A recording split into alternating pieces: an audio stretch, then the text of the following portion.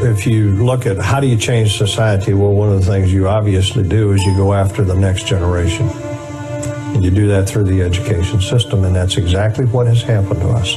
The Marxist movement in America has done exactly that. The education system establishes the direction for the future. It sets the hearts and the minds, the perspectives of the next generation. Everybody knows how important it is. They know that if they can get control of our children and they can pump their ideology into these young, hungry brains, they virtually can have them captive as prisoners for life. And you're doing it all under the banner of being internationally competitive or college ready or career ready. So the euphemisms hide the actual intent.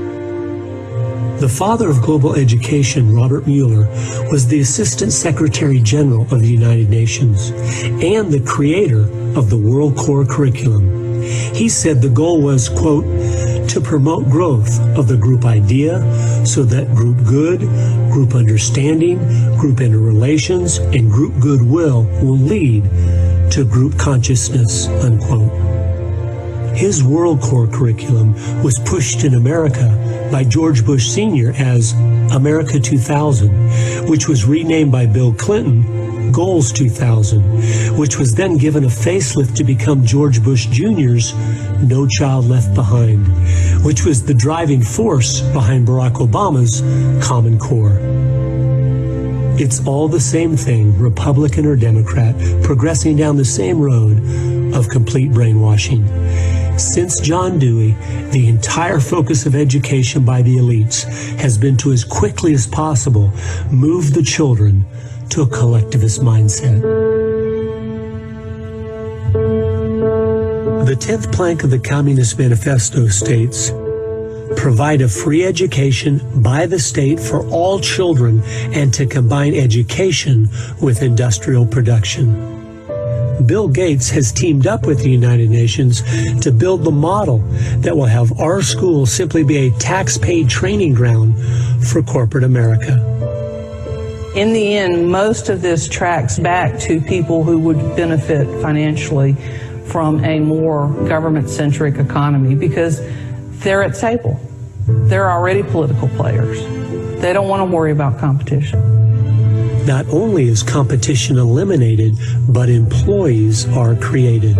The type that would be content to work 60 or 70 hours a week in a dead-end corporate job that just paid enough to survive.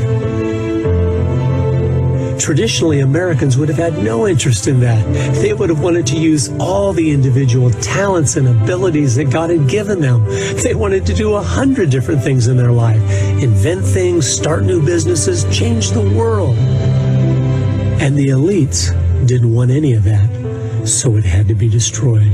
It's like we're going after Marx's vision and at the same time making it impossible as well, because the mind arson necessary to get an amenable voter means that the wealth that you're planning on redistributing is really gone. You just don't know it yet. Just as I was beginning to dig in, I realized I was making a big mistake. The temptation on all these different issues is to not accept the reality of how things really are.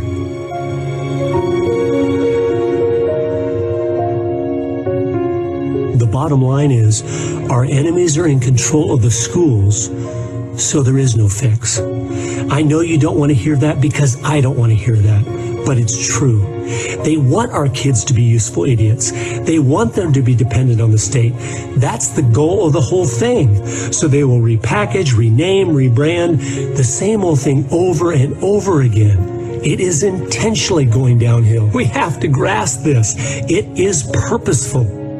We legitimize them by acting like they just don't have a good idea and we have a better one. They know exactly what they are doing. They want to create a new world man that is dependent on government for his very existence. So to even talk about Common Core, debating its good points or bad points, is playing into their plan of sidetracking all of our energies and efforts on a dead-end road. Even without Common Core, the schools are completely bankrupt and destroying our children.